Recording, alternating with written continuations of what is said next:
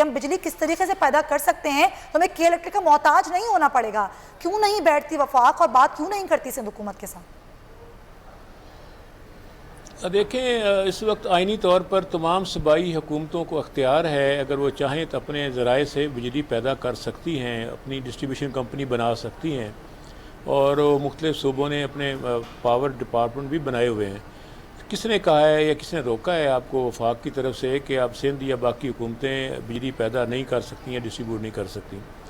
اور دوسرا، جہاں تک میں ابھی سن رہا تھا کہ الیکٹرک کی بات، میں اس میں کوئی مذائقہ نہیں سمجھتا اگر کراچی میں بھی ایک سے زیادہ ڈسٹریبیوشن کمپنیاں بنا دی جائیں الیکٹرسٹی کی، اور پرائیویٹ سیکٹر آگے بڑھ سکتا ہے. اگر کراچی کے جو ہیں پرائیویٹ سیکٹر کے لوگ آگے آنا چاہیں اور اپنی کمپنی بنائیں تو اس میں رکاوٹ نہیں ہونی چاہیے. آئینی طور پر کہیں نہیں لکھا ہوا نہ قانونی طور پر کہ ایک ایریا میں دوسری کمپنی ڈسٹریبیوشن کی نہیں بن سکتی. ہر چیز اوپن ہے، اور ہر بات پہ ہم وفاق پر الزام تراشی کرتے ہیں. اپنے اختیارات خود استعمال کریں، اپنی ذمہ داریاں خود اٹھائیں، آئین قانون کو ذرا اچھی طرح پڑھ لیں. کہیں پابندی نہیں ہے، آپ اپنے معاملات خود حل کریں. دیکھیں نا، اب وفاق بھی کیا کرے؟ اب بہت بڑا فارن اور پاکستانی ڈیٹ جو ہے، قرضہ، وہ اس کا بوجھ وفاق پر. ڈیفینس بھی ہماری ذمہ داری، دنیا کے ممالک کے ساتھ تعلقات کار پہ اخراجات بھی ہماری ذمہ داری، پبلک سیکٹر ڈیولپمنٹ بھی ہماری ذمہ داری. کرنا چاہیں تو بہت کچھ کر سکتے ہیں ریاض فاتحانہ صاحب. نہیں 70%، 26% شیئرز ہیں کے الیکٹرک میں. آپ کیوں نہیں کر سکتے کچھ بھی؟ یہ اتنا بے بس کیوں سمجھ رہے ہیں اپنے آپ کو؟ جی میری عرض سنیں، 70% جو ہم اکٹھا کرتے ہیں ریونیو، اس کا 70% صوبوں کو دینا پڑ جاتا ہے، کہ باقی ہمارے پاس 30% بچتا ہے. اس 30% میں کہتا ہوں ہونا یہ چاہیے کہ جو قرضہ ہے اس کو بھی ڈسٹریبیوٹ کر دیا جائے. 70% قرضہ صوبوں کے حوالے کیا جائے کہ آپ اپنے جو پروجیکٹ جہاں خرچ ہوئے ہیں اس کا قرضہ ادا کریں.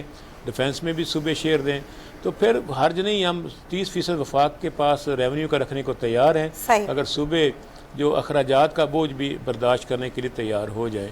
تو اس میں بہرحال کہ پھر دوسرا صوبے کیسے اخراجات کا بوجھ برداشت کریں گے؟ سندھ کی بات کریں وہ تو یہی کہتے ہیں کہ ہمیں تو فنڈز ریلیز ہی نہیں کیے جاتے، تو وہ تو کہتے ہیں جب ملیں گے نہیں تو ہم کیا بوجھ برداشت کریں. جی فنڈ ریلیز ہو رہے ہیں. اس کے بعد دیکھیں کہ الیکٹرک جو ہے یہ ہمارے ایک پڑوسی دوست ملک کی ایک کمپنی کے پاس اس کے ایگزیکٹو اختیارات ہیں. گورنمنٹ کے شیئرز بھی اس میں ہیں، یہ نہیں کہ گورنمنٹ کے شیئرز اس میں نہیں ہیں. اب ایگزیکٹو اختیار اس کا ایک دوسرے پڑوسی ملک کے پاس ہے. اب اس میں دیکھنا یہ پڑتا ہے کہ ان سے ہمارے خارجہ تعلقات بھی خراب نہ ہوں، کیونکہ جب ہمیں ضرورت پڑتی ہے. سر اپوزیشن تو کہہ رہی ہے ظاہر بینیفیشری ہیں ابراج گروپ والے، تو آپ لوگ کیا کریں گے ان کے خلاف؟ اب تو یہ الزام بھی آپ لوگوں پہ لگ رہا ہے نا کس بات کا؟ ابراج گروپ کے حوالے سے سر، کہ ابراج گروپ نے فنڈنگ کی ہے، ابراج گروپ تو بینیفیشری ہے، تو کیسے اس کے خلاف آپ لوگ جائیں گے؟ دیکھیں ایسی کوئی بات نہیں ہے. پاکستان کی کون سی سیاسی جماعت ہے، کوئی لوگوں کو سعودی عرب سے پیسہ ملتا رہا ہے. کئی ایسے حکمران پاکستان سے گزرے ہیں اور وہ مختلف حکومتوں سے لیتے رہے ہیں، جو کہ نہیں لینا چاہیے. لیکن یہ ہے کہ تقریباً دنیا بھر میں الیکشن سے پہلے لوگ ڈونیشن لیتے ہیں. لیکن میرا نہیں خیال کسی غیر ملکی کمپنی سے پی ٹی آئی نے کوئی قرض یا آپ کا ایسا کوئی خیال فنڈنگ لی ہو، ایسی بات نہیں ہے. محض الزام تراشی اس کی حقیقت، اس میں کوئی سرے سے حقیقت نہیں ہے. کیونکہ اگر آپ فارن فنڈنگ لیتے ہیں تو ڈکلیئر کرنا پڑتی ہے الیکشن کمیشن کے پاس. ہم نے تو بتایا ہوا ہے کہ سوائے اوورسیز پاکستانیوں کے وہ ہمیں فنڈنگ کرتے رہتے ہیں. چلیں یہ ایک ڈفرینٹ بحث ہے، یہ ایک ڈفرینٹ بحث ہے، اس کو پھر کسی اور وقت اٹھا کے رکھتے ہیں. ابھی کمپنی سے پیسہ نہیں لیا. رائٹ بالکل صحیح چند آ گیا. لیکن صرف یہ مسئلہ نہیں ہے کہ بجلی نہیں مل رہی ہے، گیس بھی نہیں مل رہی ہے. اور گیس جب صنعتی ایریا کو نہیں ملتی ہے تو ظاہر ہے وہاں پر بہت بڑا نقصان ہوتا ہے. اسی پر بات کریں گے کہ کیا صورتحال ہے ابھی صنعتی ایریا کی. ہمارے ساتھ موجود ہیں سلیمان چاولہ صاحب، صدر ہیں سائٹ ایسوسی ایشن آف انڈسٹری کے. سلیمان صاحب، جو سائٹ کے صنعت کار ہیں ان کے پاس پریشر کی کمی کی شکایت آ رہی ہے، کیا بتائیں گے آپ، یہ کب سے شکایت موصول ہو رہی ہے اور کیا صورتحال ہے؟ السلام علیکم جی. پہلے تو سمیہ شکریہ آپ نے مجھے لیا. اور گیس کے حوالے سے میں یہ گزارش کروں آپ سے کہ لاسٹ ویک سے گیس پہلے تو انہوں نے ہمیں بغیر بتائے جمعہ ہفتہ اتوار بند کر دی، اور انہوں نے کہا جی آپ انڈسٹری بند کر دیں. شام کے وقت انہوں نے ہمیں ایک میسج بھیجا کہ جی کل سے آپ انڈسٹری بند کر دیں.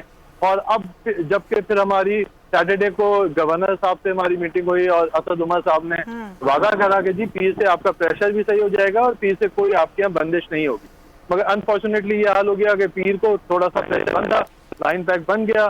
اس کے بعد 2 دن کے بعد حال یہ ہے کہ آج پوری انڈسٹری بند پڑی ہوئی ہے, گیس کا پریشر بالکل زیرو ہے. اب آپ بتائیں کہ کس طرح ہم لوگ انڈسٹری چلائیں, کس طرح ہم جو ہے کیا کام کریں, ہمیں تو سمجھ میں نہیں آ رہا. بجلی 8-8 گھنٹے 10-10 گھنٹے لوڈ شیڈنگ بجلی کی ہو رہی ہے. سوئی صدرن گیس کا موقف کیا ہے اس حوالے سے, ان سے کوئی بات چیت ہوئی آپ کی؟ کوئی جواب نہیں دیتے. وہ کہتے ہیں جی بس ہم کر رہے ہیں, ہو رہا ہے, ہم نے کے الیکٹرک کو دے دیا, کے الیکٹرک والے کہتے ہیں ہمیں ملی نہیں. ہم تو بس اسی طرح کبھی ان کی سنتے ہیں کبھی ان کی سنتے ہیں اور ہم روتے رہتے ہیں. بہت شکریہ سلیمان چاولہ صاحب کی گفتگو. فیصل صاحب آپ نے سنی اسد عمر صاحب کس کس سے وعدے کر کے چلے گئے اور کوئی وعدہ بھی پورا نہیں ہو پا رہا. کیا ان کو معلوم نہیں تھا یا انہوں نے ایسے ہی وعدہ کر دیا بس؟ دیکھیں یہاں پہ گیپ جو بار بار نظر آ رہا ہے نا کہ plan, short term plan, mid term plan, long term plan. ہم ایک طرف بات کر رہے ہیں اکانومی کو ٹھیک کرنے کی, انڈسٹریز کو ٹھیک کرنے کی. چاولہ صاحب نے تو بہت سادگی سے کہا, غصے کا اظہار نہیں کیا, بہت خطرناک بات ہے, بہت سادگی سے کہہ گئے. 26,000 انڈسٹریز کراچی میں ہیں, 26,000. پاکستان کو 70% ریونیو دینے والے شہر کے اتنی بڑی اسٹیٹ کے چیئرمین یہ کہہ رہے ہیں گیس نہیں مل رہی, بجلی نہیں مل رہی, وہ کہہ رہے ہیں فیکٹریاں بند کر دو.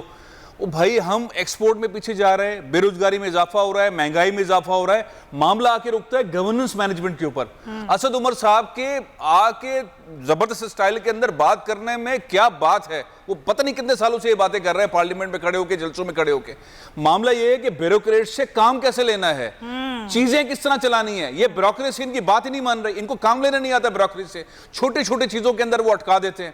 یہ آج آپ نے دیکھا عمران خان صاحب نے جو ہے وہ اتنا بڑا اعلان کیا, 4-5 مہینے کے بعد جا کے آج پتہ چلا ہے کہ اب جا کے ہاؤسنگ کی چیزوں کے اندر وہ روزانہ یا ہفتے میں 2-3 دفعہ بیٹھیں گے, تب جا کے چیزیں حل ہوں گی. پرائم منسٹر آ کے بیٹھیں گے, پرائم منسٹر کیوں بیٹھیں گے 3-3 4-4 دفعہ ہفتے کے اندر؟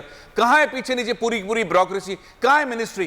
جب آپ نے ایک اعلان کر دیا کہ ہاؤسنگ کے شعبے کے اندر آپ نے پیسے دے دیے, سبسڈی دے دی, اس کو شو بنا دیا, دسمبر تک آپ نے کہہ دیا نیلا پیلا کالا پیسہ ڈالے اور کام کریں. بلڈر کہہ رہا ہے کوئی سنتا ہی نہیں ہے. پرائم منسٹر کے بار بار جا کے بڑے بڑے ٹاپ بلڈر مین جو ہے ٹائکون جا کے بیٹھ جاتے ہیں. فائنلی عمران خان کہہ رہے ہیں کہ نہیں چلو میں کروں گا. وہ بھائی نیچے منسٹری کہاں ہے, سیکرٹری کہاں ہے, ڈپارٹمنٹس کہاں ہیں, کیوں کام؟ سبسکرائب کریں اور بیل دبائیں تاکہ کوئی خبر رہ نہ جائے.